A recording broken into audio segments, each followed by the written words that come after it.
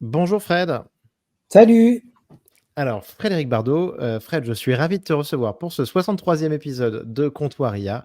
Génial de t'avoir. Fred, donc toi, tu es président cofondateur de Simplon, donc l'école de l'entrepreneuriat social.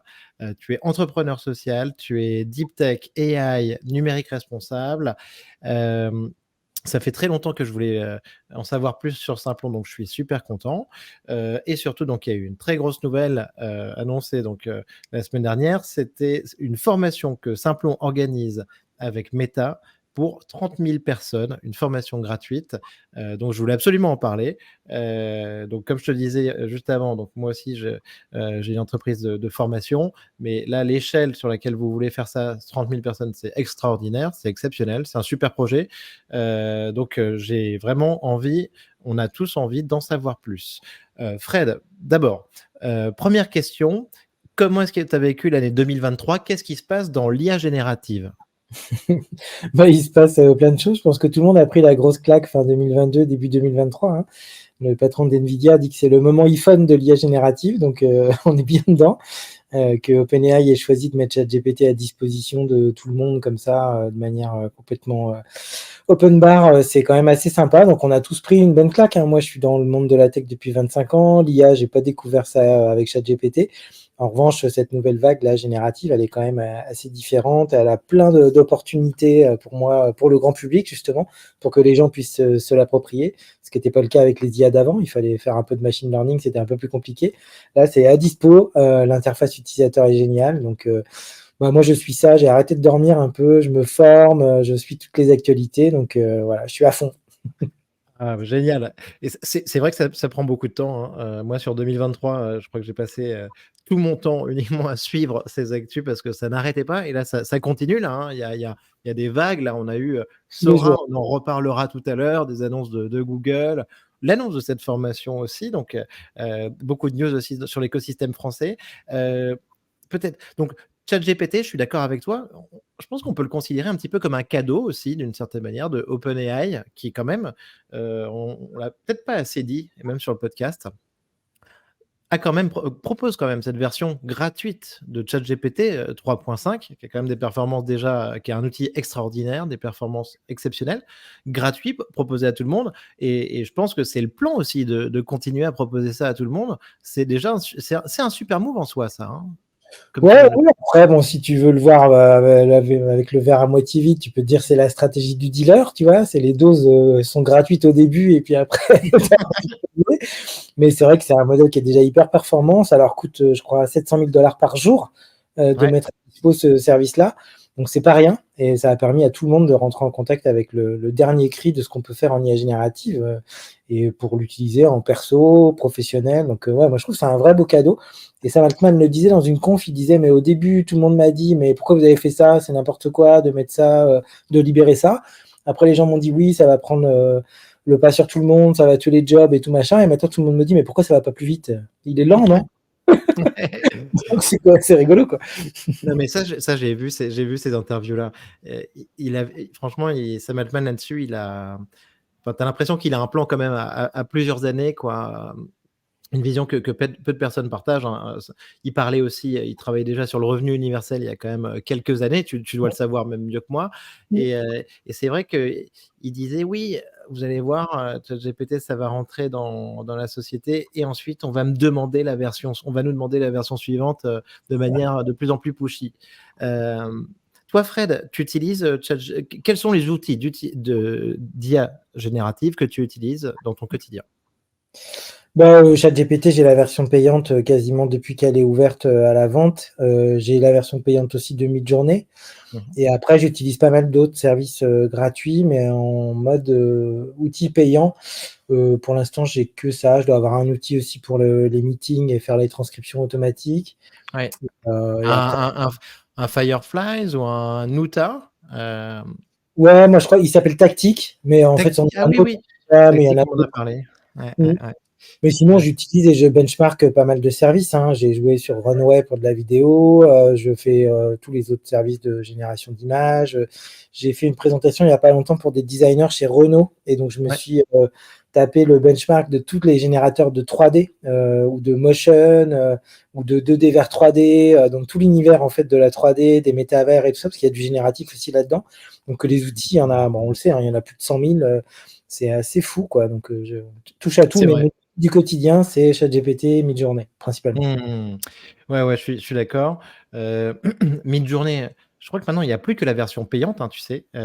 Parce que je crois qu'il y a justement, il y a eu trop de problèmes au début et que c'est pour ça qu'ils ont mis, aussi la version payante. Mmh. Hem, Tous les outils que tu utilises, oui, donc mais justement Nuta, l'assistant de réunion, après ça peut être tactique, mais Nuta, moi Alexandre, je vais le recevoir bientôt ici, c'est vrai que c'est exceptionnel. L'assistant de réunion, c'est un cas classique une fois qu'on y a goûté, on peut plus s'en passer. On va pas parler de drogue tout l'épisode, mais franchement, c'est complètement fou. Mmh. J'ai parlé aussi, tu vois, tu parlais un petit peu de design, de 3D. J'ai parlé avec Jeanne de Be Inc, qui a fait Qui veut être mon associé là récemment, Mmh. qui a un super projet de sketch to design, quoi. Tu vois, tu dessines et ensuite après ça peut te faire un croquis, voire aller jusqu'à vraiment une silhouette complètement de la 3D Mmh. sur une moto par exemple et donc c'est assez génial. OK, trop bien. Frédéric, est-ce que pour toi, ChatGPT a passé le test de Turing? Alors non, pour moi, il a pas passé. Il faudrait changer le test de Turing d'ailleurs maintenant, hein. Il est plus du tout, d'actualité, mais le principal problème du test de Turing depuis l'époque de Turing, c'est que les IA sont trop parfaites pour être humaines. Donc voilà, comme ChatGPT fait pas de faute d'orthographe et qu'il a un niveau de langue que la plupart des Français n'ont pas, bah, pour moi, ça passe pas la barre forcément parce que voilà, c'est assez vite que tu parles à une machine, quand même. Il y a tout son alignement aussi et ses formules de politesse qui le grillent un petit peu. Ça, heureusement qu'il est aligné, hein, s'il était complètement débridé, ce serait compliqué. Donc ouais, je pense qu'il Ouais. faut inventer plusieurs, tests de Turing, mais en tout cas, c'est assez bluffant. On a tous galéré avec des chatbots et là, pour une fois, on discute avec un chatbot qui répond, quoi. Ah ouais, c'est top. J'ai déjà eu des réponses un petit peu comme la tienne parce que j'ai posé, donc 62 fois déjà cette question mais c'est toujours intéressant et en effet, il y a souvent on me dit ça. En fait, c'est trop parfait, les réponses, elles sont trop bonnes et on arrive souvent aussi vers un petit peu, tu sais, le test, Voight-Kampff, un petit peu comme dans Blade Runner, en fait, finalement pour, voir que l'androïde, en fait, n'est pas humain, tu vois? Parce qu'il est aussi presque, trop parfait. Donc super intéressant. Frédéric, est-ce que je peux te demander, donc pour tout le monde et pour ceux qui ne connaissent pas, de nous présenter un peu Simplon? Mmh. Bah, Simplon, c'est très simple, ça fait partie de la première vague de l'adaptation française des bootcamps à l'américaine. Donc là encore, ça vient des États-Unis, des formations accélérées qui prennent des gens qui sont pas geeks et qui, en quelques semaines ou quelques mois, les forment pour être développeurs, data analystes, etc. Donc nous, Oui. on a vu débarquer ça aux États-Unis. On a pris une grosse claque parce qu'on s'est dit, mais il y a une pénurie de talents. En même temps, il y a des gens talentueux qui sont à Pôle emploi. Ça manque de diversité dans le numérique. Donc nous, on a sauté sur l'occasion pour faire un bootcamp à la française, gratuit, orienté vers des personnes qui sont éloignées de l'emploi ou qu'on ne trouve pas assez dans le numérique et qui soient voilà, à l'échelle et une entreprise sociale. Donc on s'est lancé à peu près à même moment que l'école 42 et que le wagon. En Mmh. fait, on a eu la même idée en même temps. Ça, c'est souvent comme ça en innovation, mais il y a eu une vague en fait de bootcamp à la française et on s'est tous lancés en même temps. Et cette vague-là, on la surfe chacun avec des surfs différents, mais voilà, on va tous dans le même sens, on se connaît tous, il n'y a pas de concurrence entre nous. Mmh. Et voilà, nous on est passé à l'échelle sur le côté très social, très inclusif. Donc on a 120 écoles dans 25 pays, on a formé 35 000 personnes, 7 000 par an. Et on a 40% de femmes ou 12% de personnes en situation de handicap. Donc personne n'arrive à ces chiffres d'inclusion à cette échelle-là, quoi. 120 écoles? Ouais, on Ça a veut dire 60 en France et ça veut dire quoi? Et à Paris? Et donc il y a des lieux physiques, pour ouais, chacune c'est de que ces des lieux écoles? physiques. On fait pas de online ou très OK. très peu. Donc c'est 70 en France, un peu partout, quasiment dans toutes les régions, y compris en outre-mer, hein. On est en Guadeloupe, en Nouvelle-Calédonie, on va ouvrir en Polynésie française. Donc tu vois, on est vraiment là où sont les chômeurs. Et après, on est en Europe, au Moyen-Orient, en Afrique, en Colombie, au Cambodge, en Inde, dans plein d'endroits, quoi. Les thématiques, c'est de la tech ou c'est, Alors au tout début, c'était que des d'accord. métiers, les métiers techniques du numérique, donc principalement les métiers du code, les métiers de la data et de l'IA et les métiers de l'infra, en fait. Mmh. Et après, on s'est rendu compte que comme on avait des publics un peu éloignés, on a rajouté une brique qui est la compétence numérique de base, c'est-à-dire la digital literacy. Donc on fait aussi des choses pour des très, très grands illettrés du numérique. Bon, c'est assez minoritaire, mais globalement, ouais, c'est plutôt les métiers techniques. Donc on fait pas le design, on fait pas l'UX, on fait pas le gros hacking, tout ça. On est sur dev, infra et data IA. Ok. Donc l'IA, tu pouvais pas l'éviter. Enfin, en fait, ça veut dire que tu en faisais déjà, on va dire, certainement avant l'IA générative. Donc c'est super intéressant. Et donc là, vous sortez donc une formation pour 30 000 personnes avec Meta. J'ai vu des éléments d'organisation, mais je veux que tu nous en dises un peu plus. J'ai vu 8 ateliers d'une demi-journée, pas de prérequis, ça c'est super important. Moi, j'organise des meet-up aussi mensuels tous les mois à Paris, des meet-up. C'est pour tout le monde, tu vois, c'est l'esprit depuis le Ouais. début, ouvert à tous pour les curieux. Donc, pas de prérequis, ça c'est génial. Euh, et donc, tu veux faire ça vous allez faire ça sur plusieurs villes françaises. Est-ce que tu peux nous en dire un peu plus sur l'orga de cette formation? Bah, clairement, déjà, Meta et l'IA, c'est un gros sujet, hein, parce que ils ont un centre de recherche qui est en France depuis des années et ils ont fait avancer cette discipline-là. Enfin, je ne parle pas de Yann Lequin, qui est le patron scientifique quand même de l'IA, qui est le mec qui a quasiment inventé le deep learning. Donc, je veux dire, c'est Ouais. du quoi. Et derrière Yann Lequin, il y a plein de gens qu'on ne connaît pas. L'ancien patron du centre de R&D là, de l'IA, qui s'appelle Antoine Borde, qui est maintenant dans une boîte de défense, mais qui était Helsing, ouais, tout à voilà, fait. c'est vraiment, il y a que des pépites hein, là-dedans. C'est pas pour rien que des gens de Mistral, des gens de partout, ils viennent tous de Meta. Ah, Donc, mais ouais. t'as raison. Moi, j'ai un copain qui est chez Inflection, qui est chez Meta.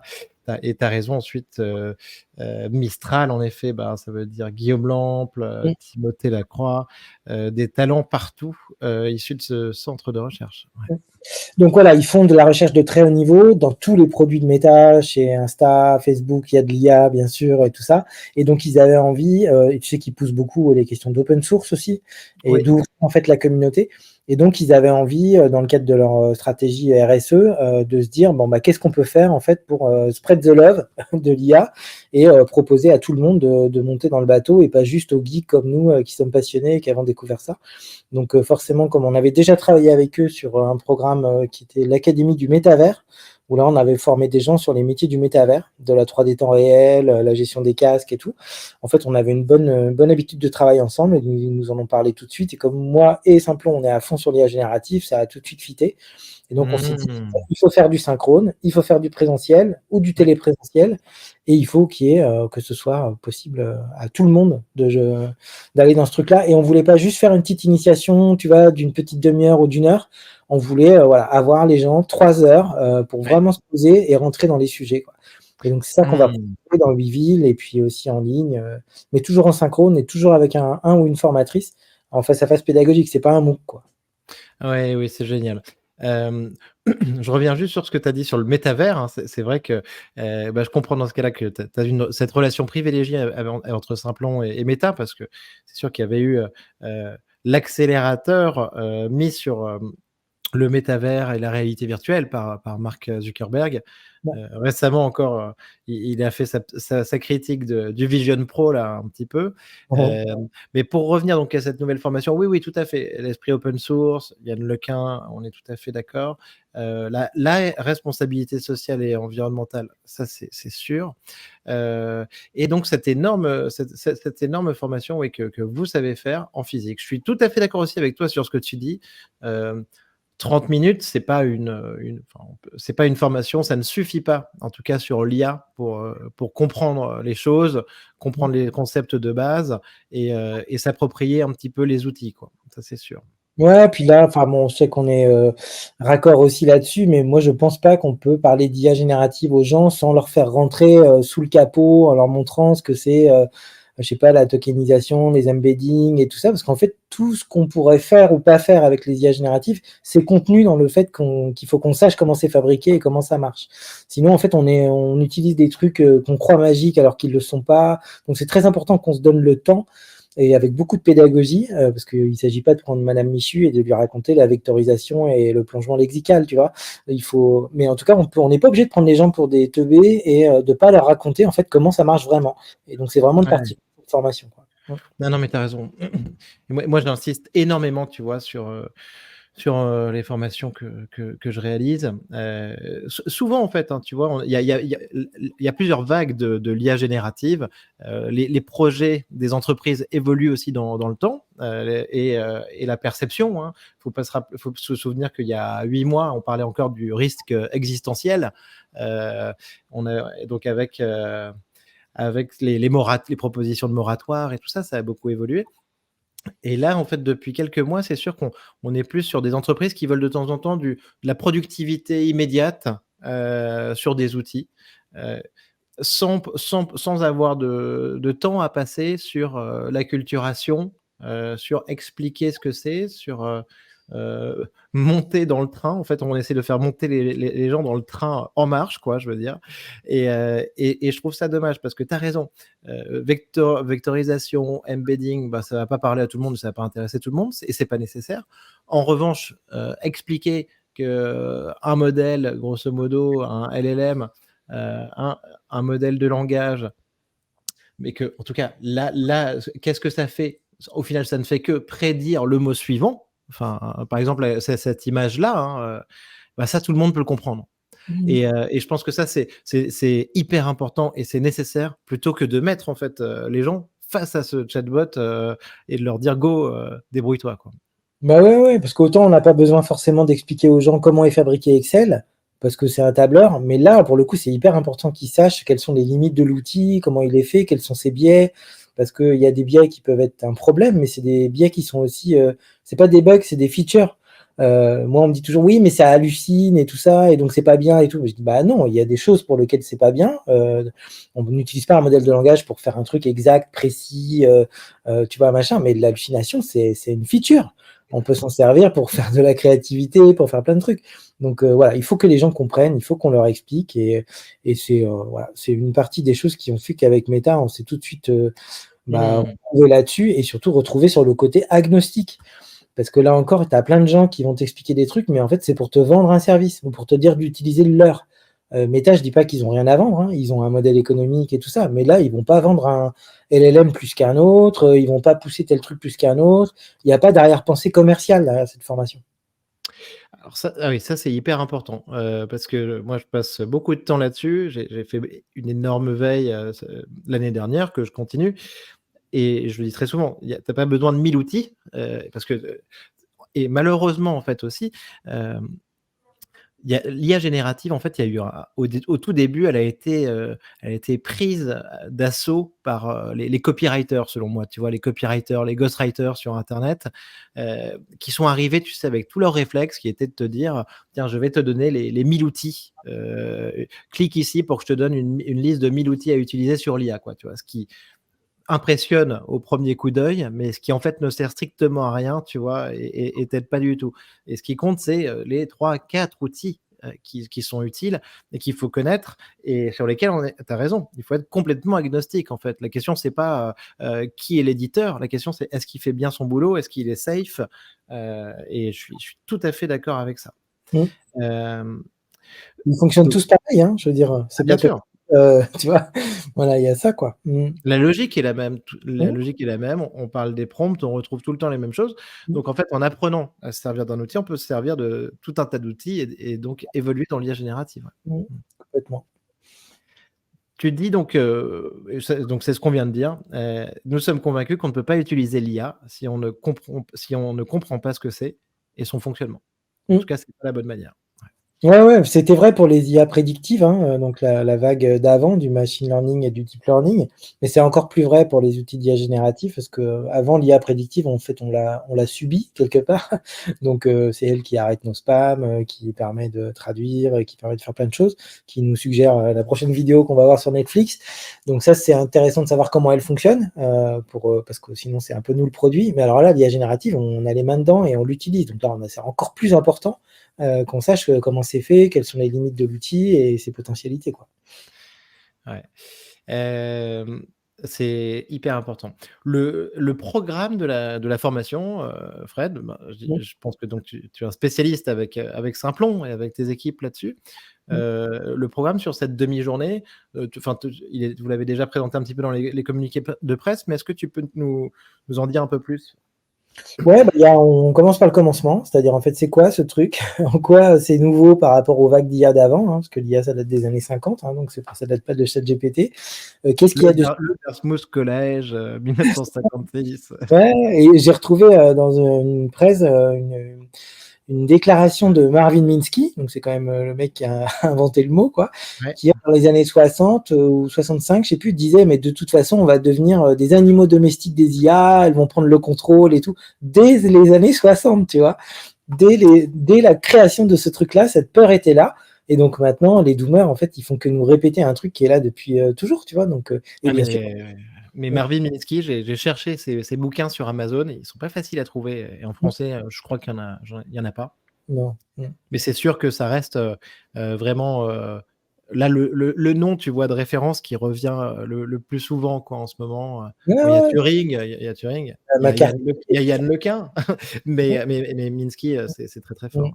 Donc il y a une partie un peu genre c'est quoi, voilà. Après il y a la partie dont on vient de parler, c'est allez, on met les mains dedans et on vous explique étape par étape comment on construit un modèle de langage. Donc Hmm. les données d'entraînement, les algos, la tokenisation, les embeddings, l'alignement, le prompt engineering, le fine tuning et tout ça. Donc voilà, bon, ça on va assez vite là-dessus, mais en même temps les gens on fait pas l'économie de leur dire exactement comment c'est foutu ce truc-là. Et Ouais, puis après là on rentre sur un petit panorama des différents modèles. Donc en distinguant bien les modèles de langage des modèles de diffusion, hein, ceux qui génèrent des tout à images. fait.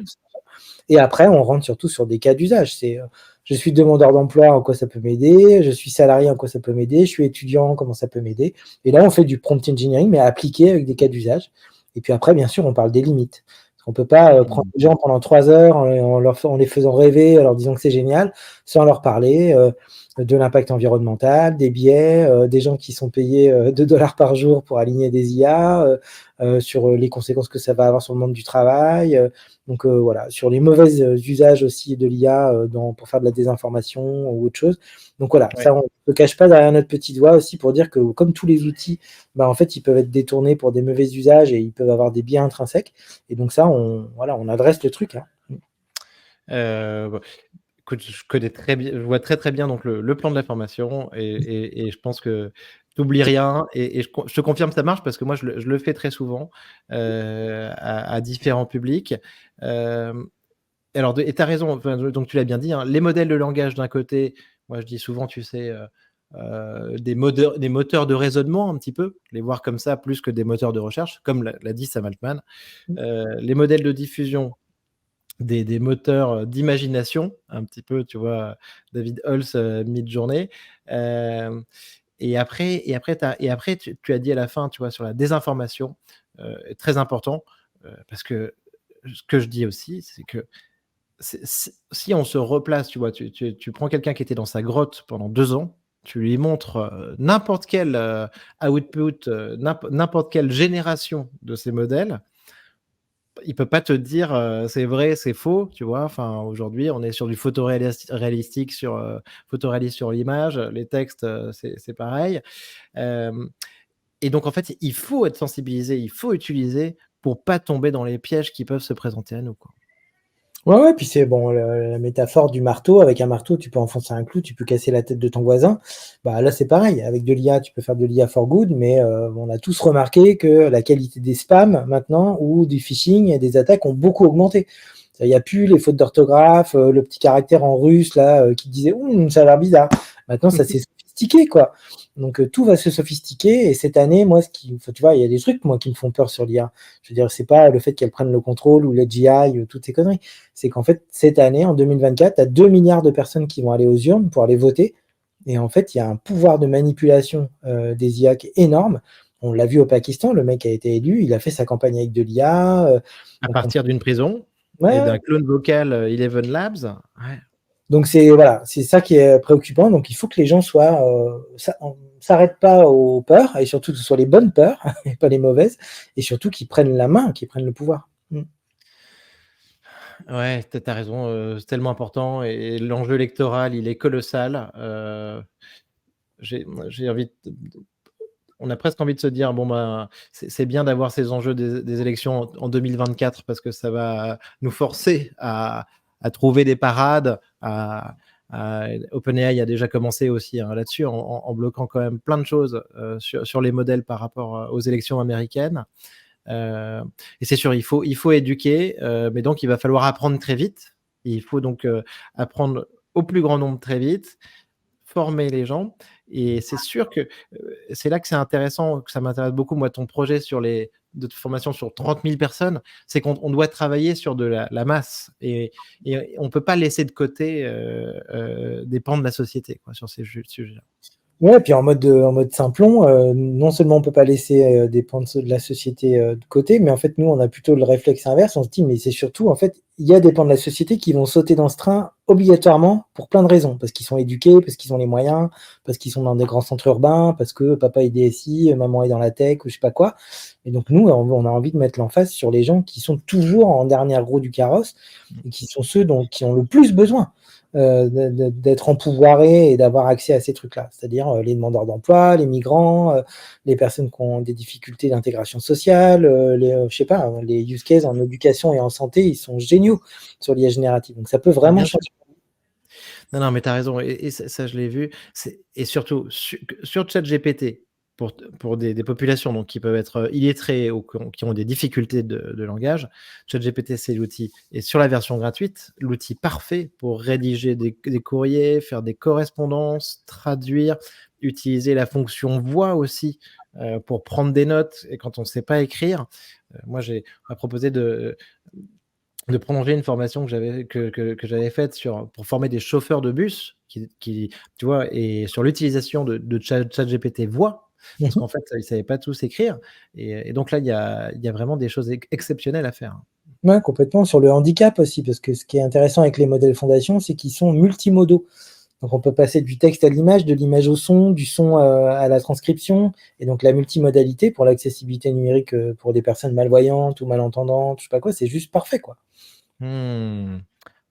Excellent. La formation, elle va se passer dans les écoles Simplon, dans Pas ton réseau forcément. d'école? Pas Non, forcément. non, ça peut être dans une CCI, ça peut être dans la mairie, ça peut être dans une salle qu'on va louer. On va se faire accueillir par les écosystèmes locaux et puis on va leur faire confiance pour essayer de nous ramener un maximum de gens.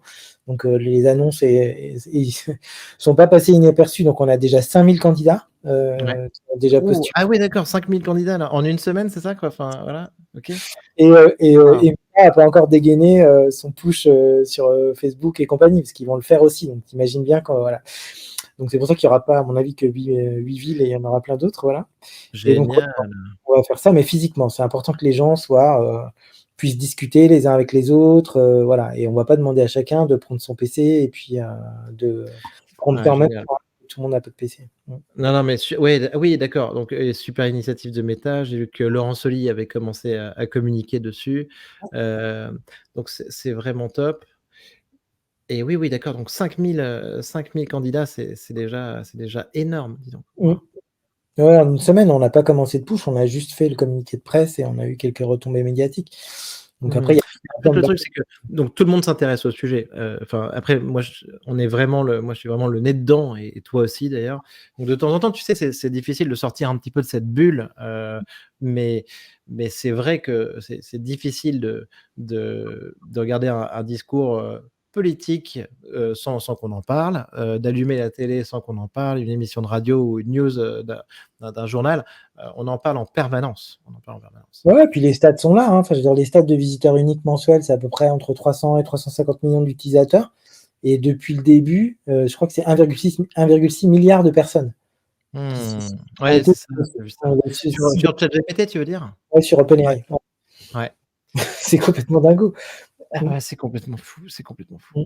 Et ce qui est très important aussi, c'est que tu vois, moi, je le vois aussi au niveau de la formation professionnelle, c'est qu'en plus de ça, il y a pas mal de boîtes aussi qui attendent un petit peu de temps en temps pour de la formation. Parce que tu vois, elles se disent: «Tiens, on n'a pas encore forcément eu le temps de faire les bons choix techniques, de sécurité des données ou la roadmap qu'on veut déployer».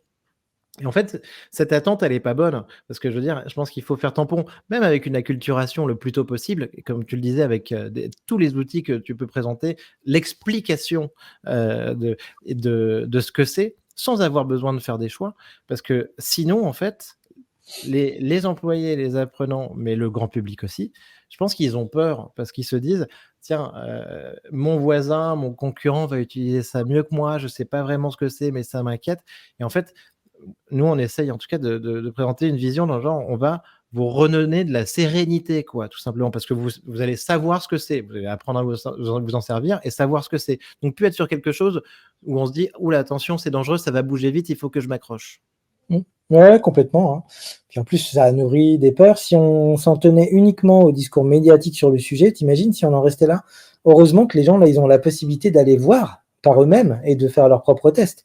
Parce que si on en restait juste à risque d'extinction, on va tous perdre notre job, c'est Terminator, ça pollue, il y a des biais et vivement que l'Europe ferme les frontières, enfin, tu vois, c'est cata quand même. C'est sûr, le discours médiatique, tu vois, c'est des biais absolus, usurpation d'identité, un transfert de 25 millions de dollars à Hong Kong, suite à des deepfakes, faux papiers d'identité, AI Act. Et alors là, on comprend rien, à part que Thierry Breton s'agite dans tous les sens. Donc c'est très difficile à lire, hein, je pense, en effet, au niveau, médiatique Mmh. et l'enchaînement des nouvelles, ouais. Hem Fred, donc je suis obligé donc j'aimerais avoir un peu ton point de vue sur l'impact de l'IA générative, de l'IA dans notre société, l'impact sur l'emploi, dans les années à venir. Comment tu vois ça? Bah, 2 choses. La première chose, c'est que c'est pas la première fois qu'on a une technologie de rupture, qui impacte le marché du travail. Ça a toujours été comme ça pour toutes les technologies et en fait, il y a une littérature scientifique qui est à profusion sur les impacts des technologies de rupture et toute la littérature scientifique dit la même chose, qui est que 1, on surestime les effets à court terme, Ouais. 2, on sous-estime les effets à long terme, 3, on pense que ça va aller beaucoup plus vite que ce que ça va parce qu'en fait, si tu fais la moyenne du temps d'adoption à 50 de trucs comme la machine à vapeur, l'électricité, l'IT, le smartphone et l'IA, c'est 15 ans. Mmh. Donc c'est pas, dans 3 ans, tout le monde est à Pôle emploi, tu vois? Pas du tout. Ça va prendre des années parce qu'il faut du change, il faut former tout le monde, il faut investir, le truc qui se déploie pas comme ça et après, là aussi, c'est très bien documenté, il y a de toute façon eu toujours beaucoup plus de création d'emplois nets que de destruction. Ça, c'est complètement validé par personne ne peut contester ça, tu vois. Et le dernier truc qui était vrai déjà pour d'autres technos de rupture et qui est encore plus vrai là, et ça, c'est toutes les études Harvard, MIT, celle de l'OCDE et celle de McKinsey, de BCG, là, qui ont été faites Ouais. sur des consultants, c'est qu'il y a ce qu'ils appellent un skills bias, c'est-à-dire qu'en fait, les gens qui vont le plus bénéficier de ces technos-là, c'est les gens les moins qualifiés. Et ben, Le c'est grand l'IA en tant que grand égalisateur, du 21e siècle. surtout quand tu es en l'égalité, tu vois? Parce que nous, je sais pas, on est déjà geeks, on est des cadres, Je l'ai vu, sur l'étude BCG, c'est, les consultants les moins qualifiés progressent de 43 tu vois, sur une tâche en moyenne, alors que les plus qualifiés progressent de 17 quoi. D'où, ouais. ouais, mais les gens te disent souvent: «Oui, mais c'est une étude sur les consultants BCG, on n'est pas tous consultants BCG». Bah ouais, mais c'est pas grave. Il y a la même étude qui dit la même chose sur les gens qui sont dans les centres de relations clientèle, aux Philippines et à Pétaouchnok. Il y en a une autre qui dit la même chose sur, des tâches de bureaulier de base, tu vois, d'employés de bureau et cetera. Donc, c'est pas juste une étude de Harvard, de BCG, c'est en fait toutes les études. Donc, super important que tu insistes là-dessus. Grand égalisateur, skill leveler, et on en a parlé, hein, tu parlais tout à l'heure de populations qui étaient, moins bien formées à la base ou plus en difficulté et en effet qui peuvent tout utiliser ces outils. Tu as parlé de l'accessibilité, ça c'est très important aussi. Même aussi par rapport au handicap, hein, il y a eu des questions, et il y a déjà plein de cas d'ailleurs sur lesquels OpenAI a communiqué aussi, hein, Mmh. notamment avec les personnes malvoyantes.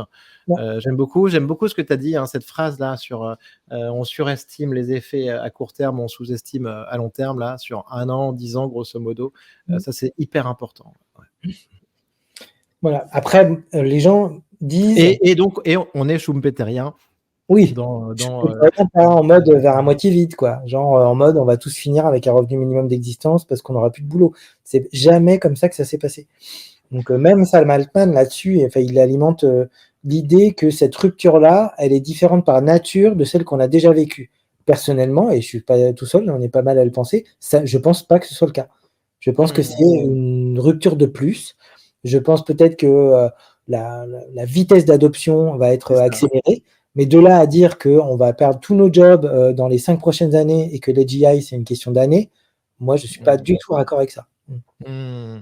Oui, oui, c'est ça. Le point de Sam Altman là, que tu évoques, je pense que c'est souvent ça aussi, c'est l'accélération, quoi, entre guillemets, de l'accélération de l'adoption, Et qui est peut-être l'accélération. la différence par rapport aux révolutions précédentes. Ouais, Oui. tout à Mais aussi parce que fait. une idéologie, hein. Il y a l'accélérationnisme. Effectif accélérationnisme, effectif altruisme, techno-optimisme, plein d'idéologies nouvelles, hein, d'ailleurs, et dont on parle très peu ici en France, enfin, alors qu'il y a des vrais courants qui se construisent, sur ces sujets-là et qui orientent la recherche, et les directions que prennent les sociétés leaders, OpenAI, Anthropic et tout ça. Oui, tout à fait. Ça oriente même la philanthropie. Mmh. Ils ont une grosse force de frappe philanthropique, hein, les effectifs altruistes. Donc, ouais. Ouais, ouais, ouais, tout à fait. OK, donc sur l'emploi, sur le j'ai envie d'aller un peu plus loin, mais Simplon, c'est donc on parle de responsabilité sociale aussi, mais l'impact sur les relations humaines, tu vois? On parle de temps en temps, tu sais, du Tinder, de l'IA. Alors je te parle pas uniquement de cet exemple-là, tu vois? Mais, alors de la relation qu'on peut avoir avec l'IA, amoureuse, mais aussi, tu vois, en tant que coach, psychologue dans notre quotidien, est-ce que tu penses que ça va arriver vite et que ça va être intéressant? Alors oui, ça va arriver vite. En plus, c'est déjà un peu arrivé, hein, on Oui, oui, oui. c'est bien de rappeler que dès les années 60, il y avait eu cette, expérience-là qui s'appelait ELISA et qui, avait permis à quelqu'un de faire de la reformulation de problèmes, sur, des questions, diverses, hein. C'était, une mécanique de psychologie rogerienne de, «Ah bon, vous allez pas bien? Mais pourquoi vous allez pas bien?» «Bah, ça doit être avec mon père». «Ah oui? Bah, allez-y, parlez-moi de votre père» et tout ça. C'est juste de la reformulation toute bête et déjà, les personnes qui étaient en lien avec ça se disaient: «Mais je suis en conversation avec quelqu'un». Alors qu'elles étaient en conversation avec rien du tout. C'était des cartes perforées, c'était un algo de base. Là, maintenant, ça s'est sophistiqué. Bah, Pi, tu en as parlé, Replica, c'est vraiment des choses qui créent une intimité et qui peuvent aller dans un degré de... Bon, il y a eu tellement de films là-dessus que c'est même pas la peine d'expliquer aux gens qui nous écoutent en quoi l'empathie peut être générée alors que les choses ne sont pas empathiques, hein, bien entendu, mais ça peut se coder, ça peut se renvoyer comme signal. Donc, il y a plein de choses sur lesquelles il va falloir surveiller tout ça, parce que voilà, il peut y avoir aussi de la manipulation, des choses comme ça. Mais là encore, mon côté bouteille à moitié pleine me dit, mais la thérapie psy, le coaching professionnel, c'est pour l'instant un truc de happy few et un truc de riche. Moi, je vois une démocratisation qui va se faire et des gens qui, enfin, je veux dire, le fait d'entraîner une IA pour qu'elle fasse de la reformulation de problèmes, qu'elle donne à des gens des recos, qu'elle les écoute quand ils ont besoin de parler, combattre la solitude des personnes âgées, faire démocratiser la psychologie positive, le coaching professionnel. Mais c'est génial. Je veux dire, moi, c'est ça qu'il faut pousser. Super vision, Fred, super vision, super intéressant. En effet, je pense qu'on est sur je vois très bien ce que tu dis sur le coaching, sportif, tu vois? Ou coaching professionnel, qui va être réservé, souvent à des CEO, hein, pas quasiment, hein, jusqu'à aujourd'hui. Hem Et l'IA arrive et permet de faire, ce coaching en masse et un coaching personnalisé, et ça, c'est super intéressant. Quasiment Heu, gratuitement en plus. C'est ça qui est ouf. Elle permet de simplifier. On peut parler, par exemple, aussi, tu vois, d'un exemple qu'on a déjà un peu évoqué, mais d'une relation entre, des parents qui vont avoir du mal à parler français et l'école de leurs enfants, quoi. Enfin, grosso modo, c'est une simplification énorme, sur cette communication, sur ces relations-là aussi, hein. Ouais. Mmh. Puis là encore, toi, on en parlait pour l'emploi. Pour l'instant, on est en automatisation au niveau des tâches, pas au niveau des jobs. Donc en fait, dans tous nos jobs, on a des tâches qui seront automatisables. Mais ça ne veut pas dire que ça va remplacer les gens. Et cette mécanique du grand remplacement, là, qu'on le voit sur l'emploi, les gens la prolongent sur tout. C'est-à-dire que là, on vient de parler d'usages qui sont assez super pour démocratiser la thérapie, le coaching. Mais là, les gens disent: ah bah oui, mais si les gens parlent avec des IA, ils parleront plus avec des humains. Mais non, en fait, pas du tout. Au contraire. C'est-à-dire qu'il n'y a absolument aucune étude et aucun fondement qui montre que seuls des cas pathologiques dans, je sais pas, les réseaux sociaux ou les jeux vidéo, de désocialisation. La plupart des études sur les gens qui ne sont pas dans cette frange qui est vraiment problématique, de gens qui sont des no-life et qui ont complètement passé leur vie et tout ça, et c'est vraiment une infime minorité, hein, c'est entre 1 et 3%. Tout le reste du temps, en fait, il y a des usages sociaux qui se développent avec le gaming, avec les réseaux sociaux, et ce sera pareil avec ces IA conversationnelles. Ça, c'est pareil. Pourquoi là encore dire ça va prendre cette place, donc ça va enlever de la place pour d'autres trucs? Mais pas du tout. Enfin, en tout cas, il n'y a pas de trucs probants qui permettent d'affirmer ça, quoi. Ouais, tout à fait. Tu fais bien de le souligner, super important. On a trop tendance à croire que ça va prendre de la place sur le reste, alors qu'en fait, on peut juste aller de l'avant. Fred, je suis obligé de te poser la question parce que c'est donc la question de la semaine dernière, après l'annonce de cette super formation. Il y a 2 annonces. C'est Sora d'OpenAI et Google aussi, enfin, à mon sens, hein, qui a sorti donc la version 1.5 Pro de Gemini avec donc une fenêtre de tokens de 1 million de tokens. Qu'est-ce que tu penses de ces annonces? Est-ce que tu as suivi ça? Bah, de toute façon, c'est la course aux annonces, hein. Tu vois bien qu'en fait, voilà, il suffit que OpenAI annonce Sora pour que dans quelques jours, David Holtz de Midjourney annonce qu'il va faire de la vidéo. Donc, tu vois, c'est la course à l'échalote. Donc, il y a des questions marketing, de fait d'attirer la lumière, etc. Mais je pense que la vraie raison derrière tout ça, c'est aussi l'attractivité et les talents. C'est-à-dire qu'en fait, en ce moment, OpenAI, c'est la société qui aspire le plus de talents de toutes les autres boîtes de tech. Je veux dire, il y a un graphique qui circule sur Internet et tu vois les gens où ils étaient avant et où ils partent. Et en fait, tu vois une espèce de trou noir OpenAI qui attire les meilleurs. Et pour attirer les meilleurs, bah, il faut envoyer des signaux hyper régulièrement pour dire, bah, écoutez les gars, c'est là que ça se passe, quoi. Ok, vous connaissez ChatGPT, vous connaissez DALL-E, bah, voilà, pardon, voilà Sora. Et on fait de la vidéo et ça déchire tout. Et pareil pour Gemini. Ah bah non, on a perdu un peu la première bataille, tout le monde s'est foutu de la gueule de Bard et compagnie. Bah on vous sort un Gemini avec 1 million de tokens en fenêtre de contexte, quoi. Et Ouais. ça va être la course à l'échalote comme ça tout le temps.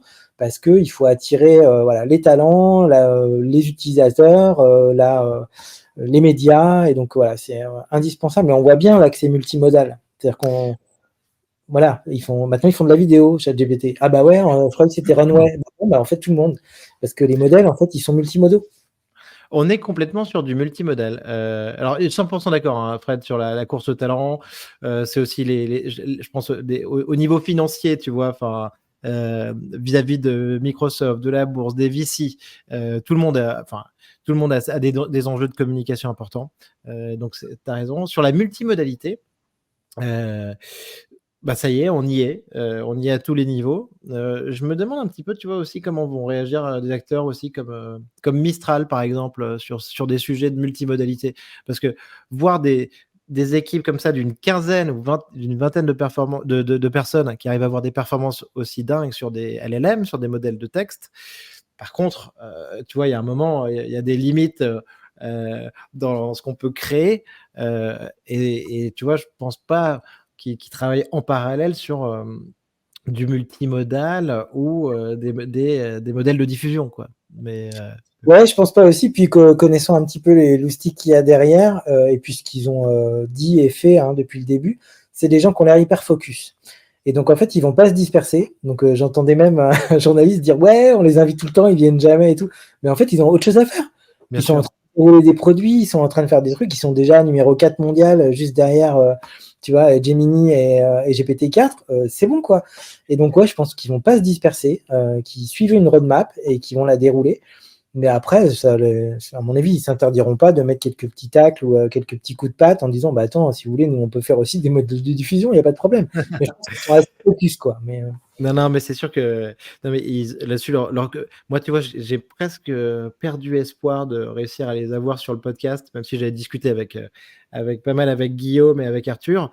Mais en vrai, je trouve que je comprends tout à fait ce que tu dis. Ils ont une communication aussi. C'est cette communication de open source, de sortir ton torrent en fait, hein, et de déployer le modèle de cette manière-là qui fait que le message, c'est celui que tu viens de dire, c'est laissez-nous bosser, laissez-nous avancer, mm. euh, et le modèle parle de lui-même. On n'a pas besoin de communiquer plus que ça par-dessus, quoi. Ouais, et puis ils n'ont pas les mêmes moyens, hein. Enfin, je veux dire, C'est quand tu vrai, vois le c'est vrai, lever, c'est quand c'est même, vrai. tu l'autre qui Ouais, va ouais. lever des trilliards de dollars, tu vois? Ce que des trillions, enfin, c'est complètement ouf, quoi. Donc il faut aussi de la puissance de calcul, il faut des gens et donc ils peuvent pas tout faire. Fred, comment tu vois, les est-ce que pour toi un LLM peut être conscient? Non. Bah, Non. là, toute les générations de LLM qu'on voit, c'est des modèles, autorégressifs, ils ont pas de vision du monde, ils peuvent pas planifier, enfin, je veux dire, jamais de la vie, quoi. Donc non, par contre peut-être simuler une conscience, Ou alors de là, la dans la simulation. simulation, Là il y a on fait ce qu'on veut. pas de limite. On est d'accord, on Mmh, revient un petit peu au test de Turing de tout à l'heure. mmh. Les possibilités découvertes, vers lesquelles ça peut nous conduire, ces technologies.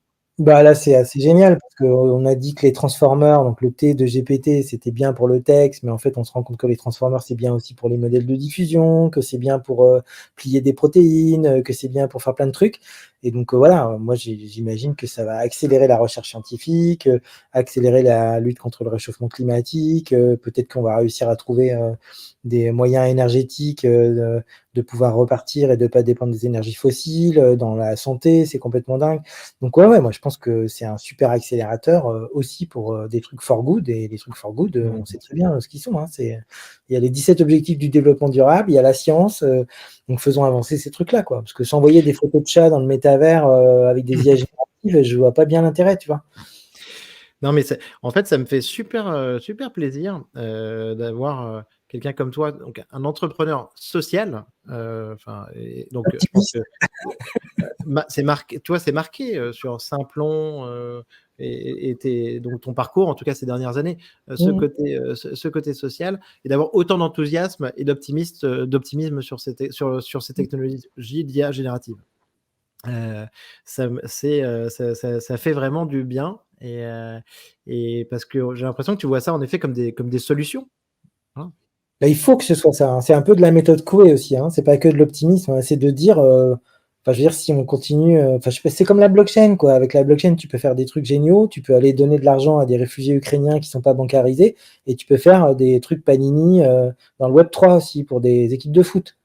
Mais c'est C'est quoi clair. l'intérêt, tu vois? Enfin, je veux dire, moi, je comprends pas, en fait, que les esprits les plus brillants de la planète, tu vois, travaillent sur des projets comme ça au lieu de travailler sur, les objectifs de développement durable et de tuer la pauvreté ou, je comprends pas, en fait. Mmh. Ouais, bien sûr.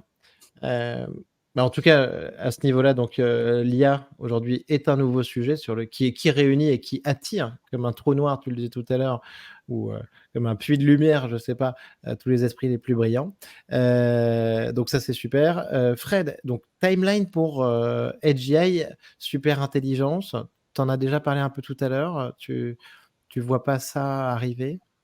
Non, alors j'ai fait un truc qui ne se fait jamais parce que c'est pas du tout scientifique. J'ai fait la moyenne des, timelines AGI de tous les grands papiers de recherche sur le sujet qui sont été publiés dans des revues à comité de lecture Mais tu et l'as faite quand même, tu l'as faite, dis donc. Oui, oui, bien vu, bien vu. and the winner is le 26 juin 2042.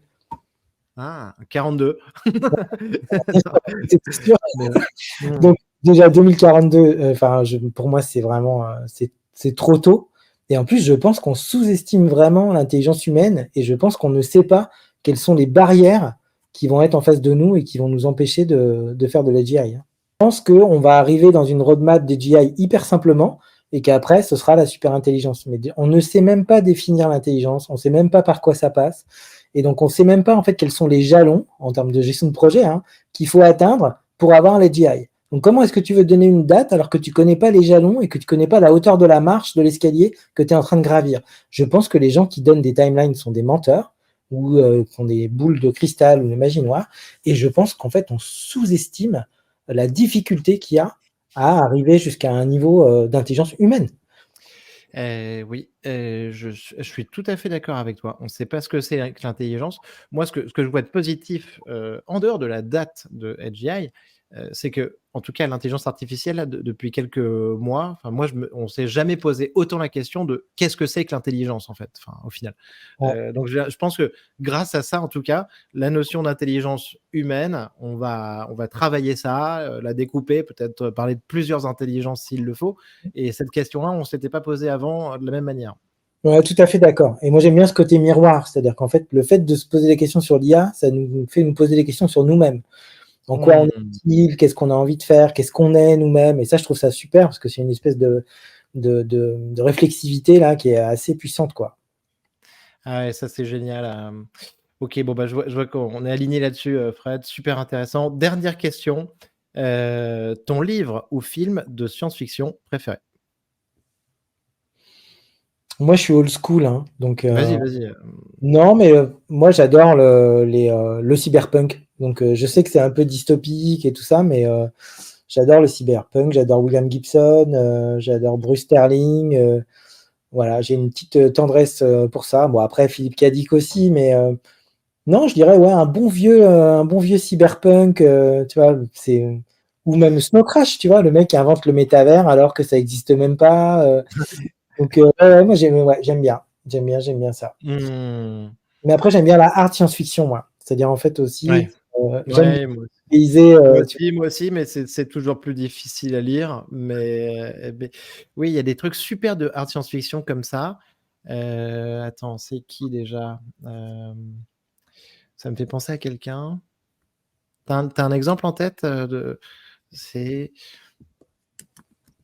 bah, il y en a un qui s'appelle Roy, pas Roy Kegan, mais mmh, oh mince. Voilà, Greg Egan, pardon, pas Roy Egan. oui, Greg Egan, ah oui, alors ça oui, Permutation City?